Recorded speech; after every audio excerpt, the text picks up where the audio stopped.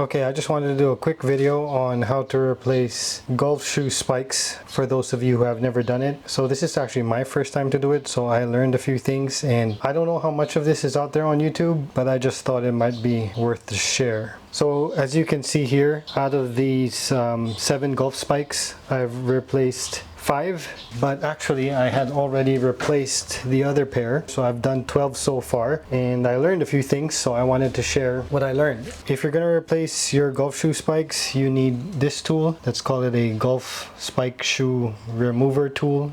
Those 2 prongs go into those 2 holes there. So my only advice here is press down hard and twist.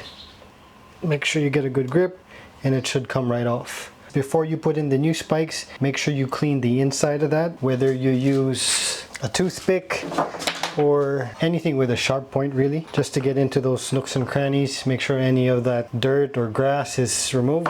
Helpful to also get a toothbrush, scrub it, you know, maybe even some soap and water if you want. Make sure it's nice and clean. That way the treads where the spike are gonna bite into are nice and clean. Before you put in the spike, remember that it is possible to over tighten that spike. And I want to show you how I know that. I know that because I over tightened one, and I hope you can see that. But there's that spike, if I can get the light on that.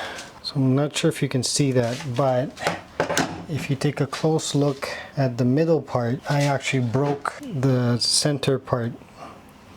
If you over tighten the spike, you can sort of break that center piece off. So rather than taking your spike, putting it on the tool, and then pushing into the shoe and then tightening it, my suggestion is you take the spike. If you just put it in by hand, you allow those grooves to bite, and then there's a click right there. From that point, that's when I like to put in the spike, and then I like to turn there. And then you'll feel the tension and you can't turn it anymore. If you try to turn it anymore, you'll break the center off, and trust me, it'll happen because it just happened to me, which is why I decided to make this video. Do that to all 7 or however many spikes you have, and you should end up with a golf shoe that looks like that.